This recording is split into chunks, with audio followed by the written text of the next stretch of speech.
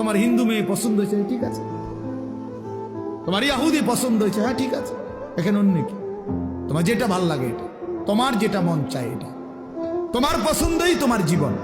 খোদার কসম, কোরআন শরীফের আয়াত আছে বাপ, সূরা আরাফের মধ্যে আল্লাহ তাআলা বলছে, এই মনের ইচ্ছা মতো যে চলে, ওয়াত্তাবা হাওয়াহু, যে তার নফসের মনের চাহিদার অনুসরণ করে, আল্লাহর বিধান, রাসূলের বিধান, কোরআনের বিধান, ইসলামের বিধান, ধর্মের বিধান কিছুই যে মানে না, কোনো ধার ধারে না, পরোয়া করে না, পাত্তা দেয় না, আল্লাহর কসম, আল্লাহ কোরআনে বলছেন ফামাসালুহু কামাসালিল কালব, ওই ব্যক্তির উদাহরণ, ওই ব্যক্তির জিন্দেগি কুকুরের মতো, কুত্তার মতো, কুত্তার মতো, কুত্তার মতো, কুত্তার মতো। দেখা ওই জিন্দেগি কুত্তার জিন্দেগি, ওই জিন্দেগি কুত্তার জিন্দেগি।